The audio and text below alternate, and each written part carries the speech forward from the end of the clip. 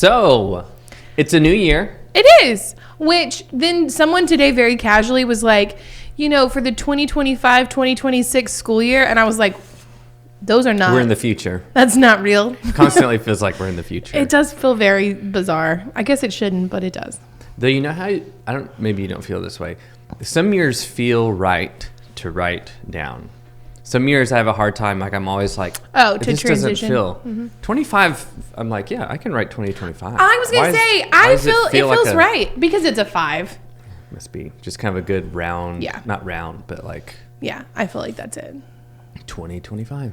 Yeah, because I haven't had an issue yet, really. Writing it. I mean, I have other issues. Plenty. No issues in 25 yet.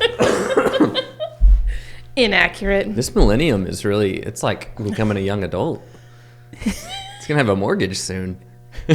Not in this economy. It'll be in its 30s. Oh my goodness. We're starting so good. We are. We're killing it.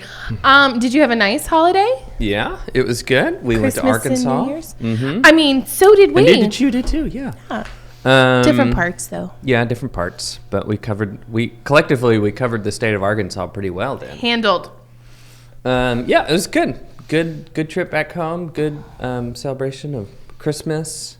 We had a good Christmas morning. It was nice and slow after a wonderful Christmas Eve here at the church. Which was lovely. Lovely. So good. Both the services were just a lot of fun. They were. So come back next year. I'll do it again. See some more. Let's do it again. But yeah, it was good. It's good. How about y'all? It was good. We have discovered the loveliness of the quiet holiday. Uh-huh. So we sort of accidentally ended up doing Thanksgiving by ourselves, and we always do Christmas Day by ourselves because we're not going to travel that day. Yeah. And so it was great. Like we just sort of woke up when we woke up, which, I mean, with the toddler, we were still up before 8, be real about your life. But then like we're not in a hurry, and he gets Christmas, but like he doesn't have that sense yet of like, hurry, I want to go open presents. Does Miley? This year she did, yeah. Okay. So I guess that'll be us next year then. Yeah. Because he was like, once we said, maybe I didn't do enough to like emphasize the presents, which I'm not sorry about, but like he was excited once he realized there were presents, but he wasn't like, hurry up. Like we all had coffee and he had his milk before we went in to open presents. Yeah. So I don't know, but it was good. Yeah. So then we went and saw my family and came back, and then went again, saw his family. So it's been good.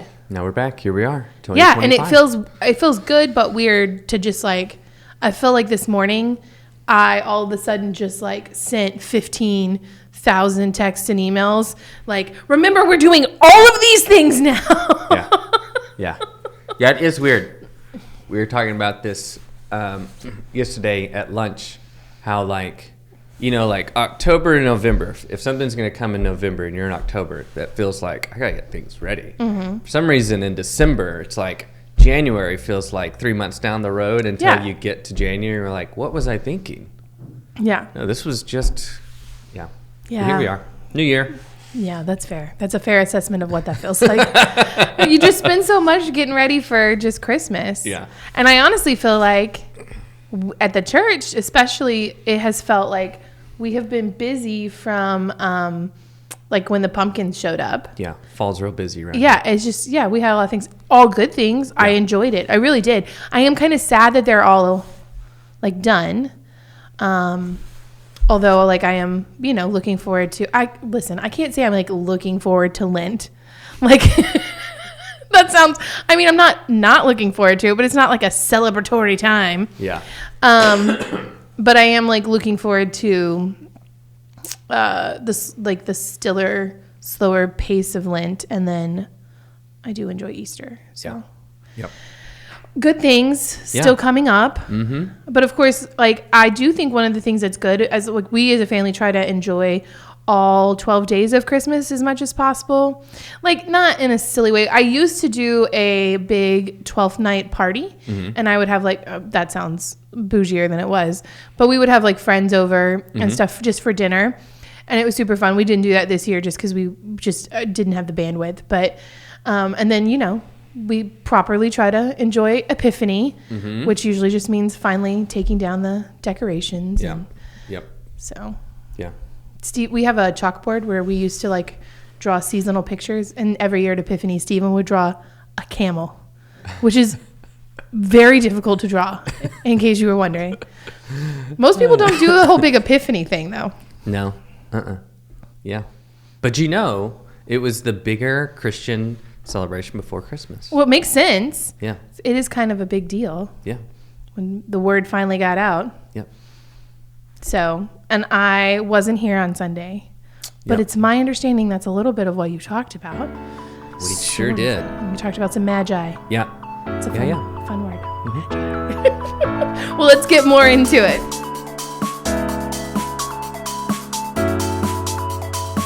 Well, I'm Becca. I'm the pastor of family ministries here at Katy First. And I'm Mark. I'm the senior pastor at Katy First.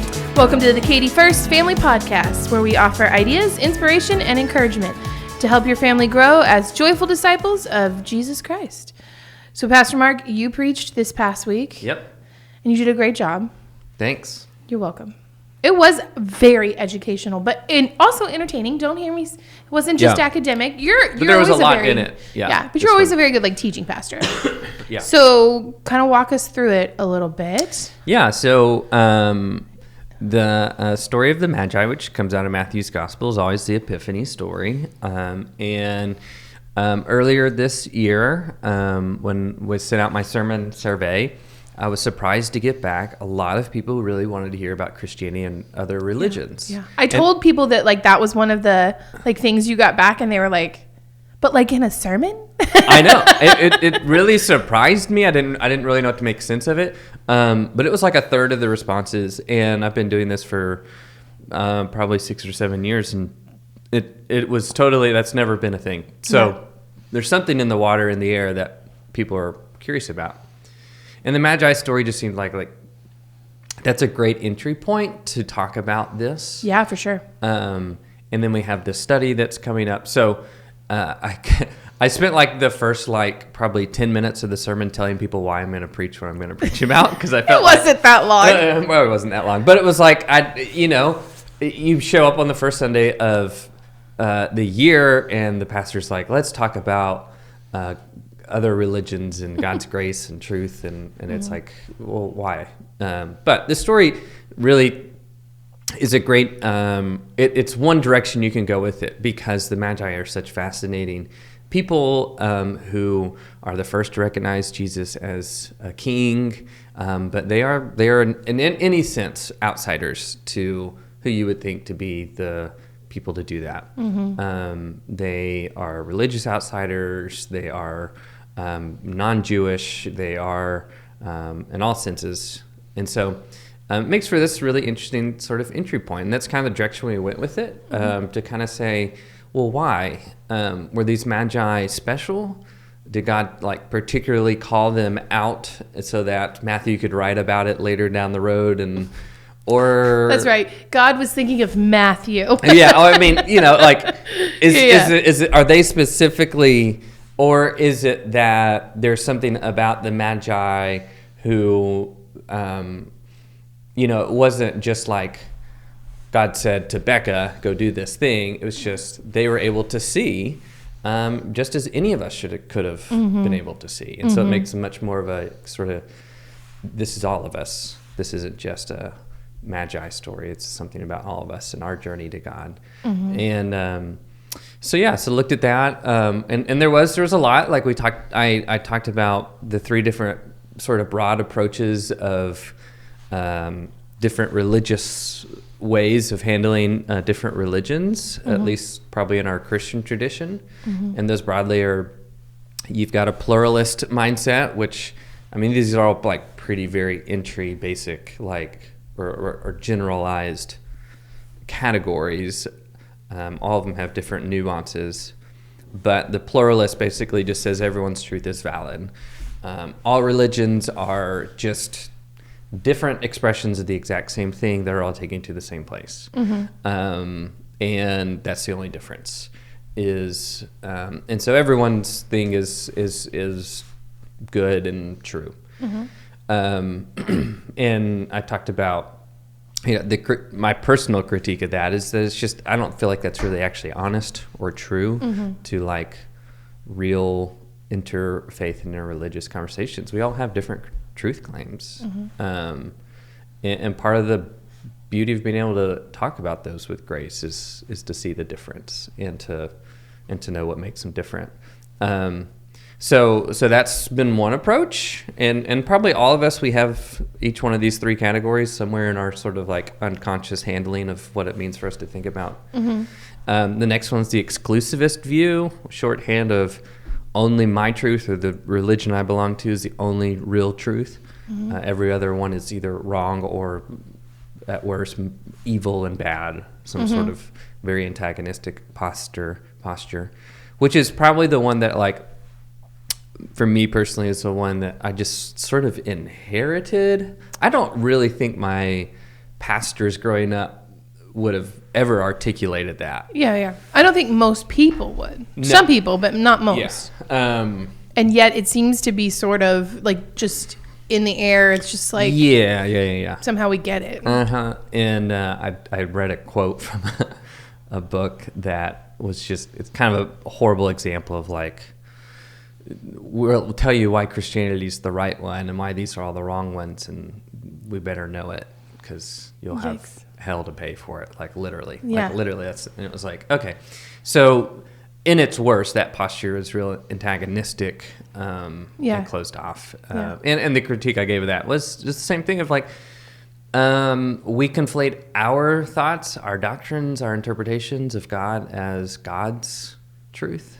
When we take that approach, it lacks humility. So then there's the third one, which is the inclusionist, which is kind of the middle ground of like, I believe in the faith claims of what my religion is saying, and I acknowledge that there's probably truth in yours too, which acknowledges there's difference, and there may even be competing differences, but it's kind of a little bit of a both and that too, like the other ones before it, need like different nuances. And so like these have kind of been different approaches that we could talk about, like how we might think about what does it mean that God's grace is at work in our world in truth. And the Magi story takes us there. Like it, and I brought up other examples. Like there's tons of examples in our scriptures of like where God's grace and truth is at work, and try to like sort of couch all this as like this, take this as an invitation to us as we go into a new year. Yeah. This doesn't mean you need to go and have interfaith conversations, but it can shape the way you see our world as more of like this invitation into where God may be working outside of boundaries that we might consciously or unconsciously have God in. So that was one part, and then looked at the Magi and how the Magi also sort of this, again, there's a lot of teaching in this, how they too like pull together for us as good guides of people who look up to the stars and read the stars, and how theologians have called that sort of knowing what God is doing in the world as a way of that's available and accessible to everyone, a general revelation that all people could have, but it only takes them so far. They can't fully find the Christ child. It takes them to Jerusalem. There at Jerusalem, they have to get the scribes to tell them what the prophet Micah once said, that they need to go down to Bethlehem, and that's what scholars call that special revelation. There is something that maybe God has communicated to a particular person or group that, for whatever reason, God has given a part of that they might share that with the world. In this case, it's the prophet Micah in the scriptures of the Jewish people. So they needed both of them, and they used both of them to find where God was taking them. And that becomes kind of a guide for us too. Like those Magi, we too can look into the broader sense of what God is doing and say, there is something of God's grace and truth anywhere and everywhere. And that may only take us so far if we never also, at least in a Christian perspective, let these scriptures tell us and refine and clarify what this means. Yeah. Or if we only ever in our scriptures and we never let God speak beyond our little circle, we might as well just be like Herod and the scribes who had no idea that Jesus was being born in Bethlehem. Yeah. Because they couldn't see what the Magi could see. Yeah. So all this sort of sense. compiled just a whole bunch of stuff to sort of talk about and prod us and encourage us to say this story is one way of us seeing what it means for Christ to be for all the world, and how it's a comfort for us, and how it's a challenge for us, and to maybe let it start our year on sort of an invitation into a similar sort of journey like the Magi, where we might go find God with a lot of openness and curiosity and humility, take all that into consideration. So I loved how you pulled in talking about Paul and how he has this saying that he incorporates that's not, we think of it as definitely being very Jesus-y, but actually it was sort of pop culture-y. Right. Yeah. And I think that's so great because I think sometimes we can be people who are fearful of pop culture is how I'm going to say it. Just whatever's current, right, as opposed to seeing it as something that could actually be helpful, especially when we talk about with families. So we watch a lot of weird Disney movies. Not weird, I don't know. We watch a lot of Disney movies. Yeah. We do. Yeah. And I think sometimes, so I don't think stories have to tell the truth to tell a truth. So it doesn't have to be a fact in order to teach us a truth about humanity or what it means to be human or what it means, or a spiritual truth, even if that wasn't necessarily what it intended. Yeah. And so I think sometimes as we're going about in our family lives, these kind of pop culture moments, we don't have to be afraid of them. They can be opportunities for us to have little discussions. Yeah. So we were watching Wish, which I think we've talked about on this before because I think it is slept on. I think it is an excellent Disney movie.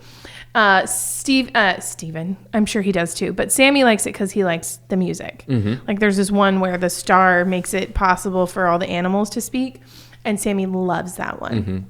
So anyway, we were watching it, and I hadn't really considered until we got closer to the end. He's seen it before. Yeah. But my in-laws were there, and so they started to get anxious because the story seemed scary towards the end. Yeah. And so I had this weird pastor-parent moment where I was like, Sammy, if it's scary, the story's not over, which is something we say a lot to the LPS kids in chapel, but also at 345 or even in youth group, because you read these Bible stories and they can be really scary, especially pulled out of context, right? Yeah.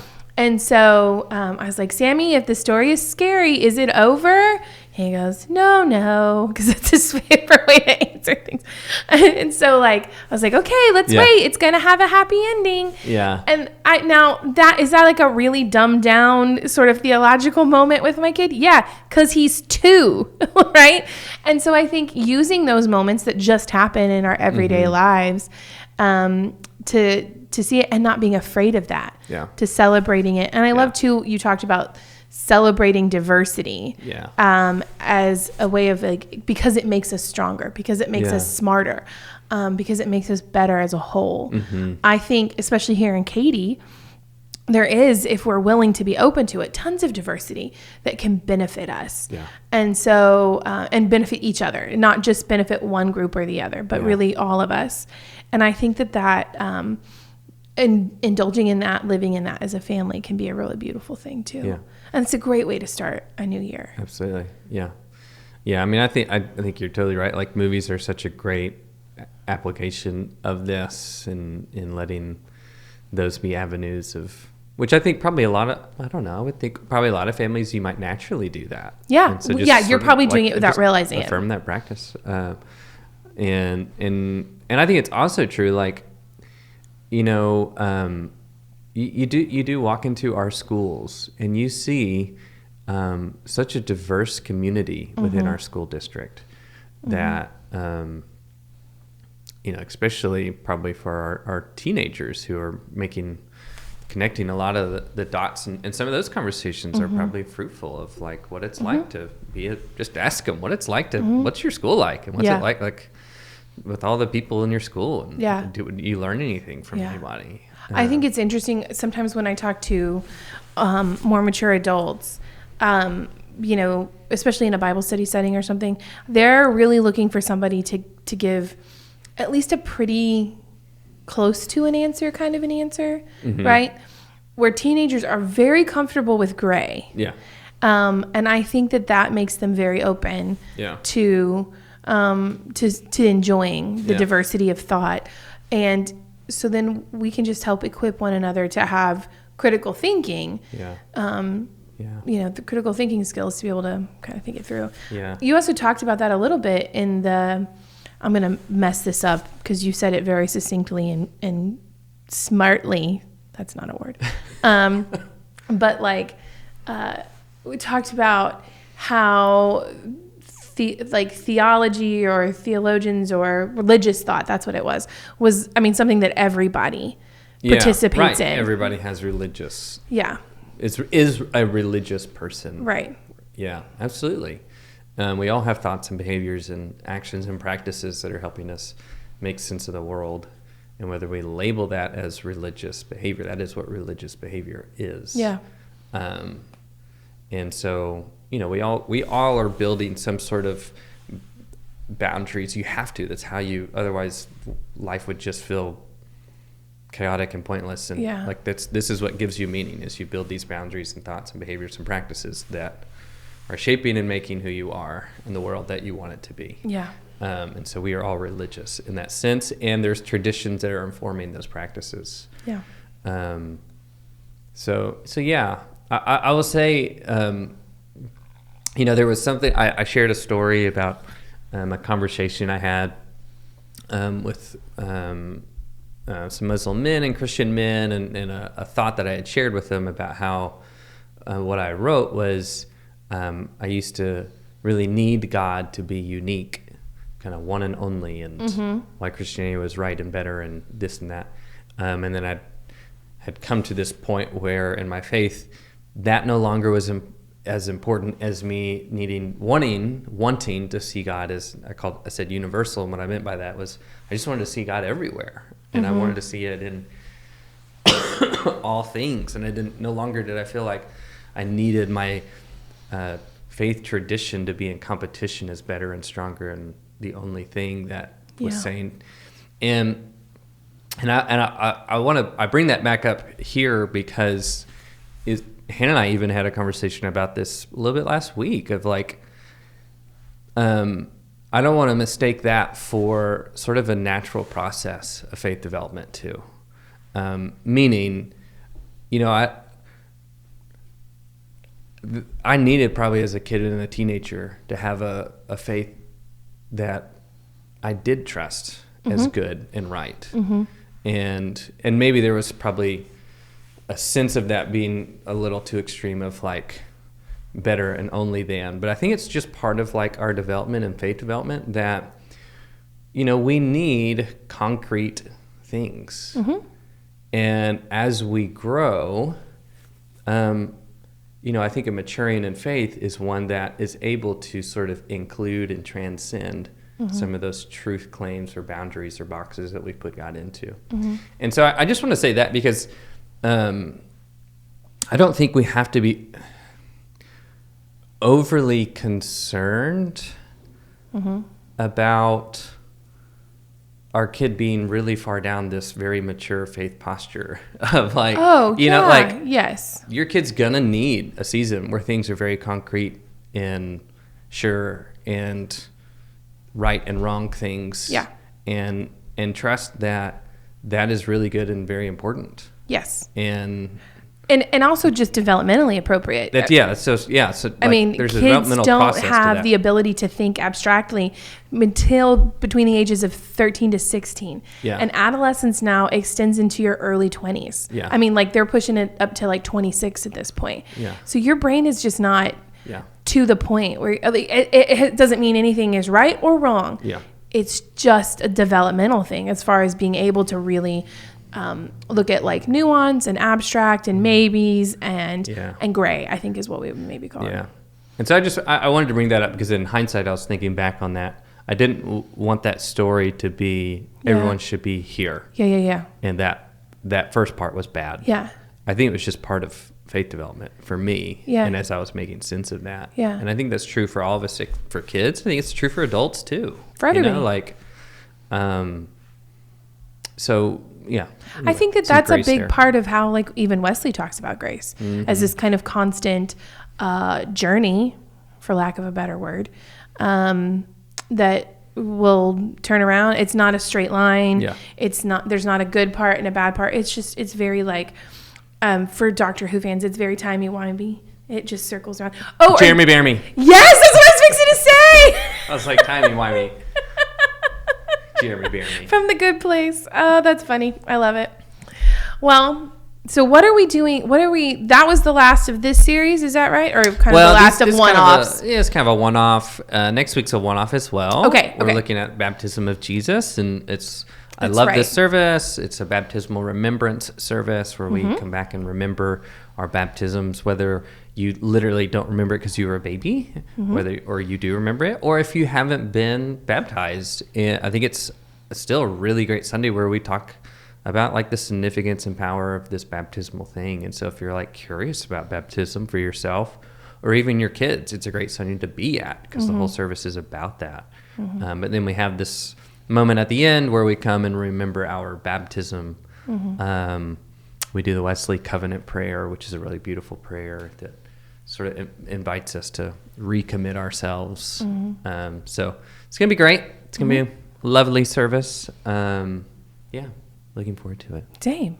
I am very much looking forward to it. And then we start a new series. I think I'm so excited about the series. I was rushing it. Yeah, I apologize. I am excited about it too. Little baptism. Yeah. We're going to have to practice our different inflections on the question, what am I doing here? I'm sorry. What am I doing here? What am I doing here? Okay, so can I just tell you that what am I doing? Nobody in my life surprises me with the random things they say quite like you. And I work with a lot of children. That's going to be part of our weekly podcast. Is how do you where's the inflection on the question this week based on the topic and context in which we're asking this? It's so fancy. So fancy way of saying, where will Mark put the emphasis this week? I love it. Well, thank you so much for joining us today. We hope that you have found some inspiration and encouragement for yourself and for your family. If you'd like to get our weekly podcast delivered directly to you, you can subscribe or follow us on Apple Podcasts, Spotify, or YouTube. For more information about Katy First and all of the upcoming events for you and your family, visit our website at katyfirst.org. Go ahead. I jumped the gun. You did, but it's okay. And we'd love to see you on Sunday. Selfishly, my daughter's also being baptized, which is really, really exciting too. Yeah. But we'd love to see you for this baptismal remembrance. Yeah. For what am I doing here? We don't know. What am I doing here? Oh my God. I'm gonna drive this into the ground. I want to say I'm excited to be a good supporter, but that's not my feeling. It's going to be a good series. No, I am looking forward to the series. Mostly, we want you to know that in the middle of your ordinary, messy life, whatever that looks like for you in this moment, that you are not alone, you are doing a good job, and you are so loved. We'll see you Sunday. Have a great week.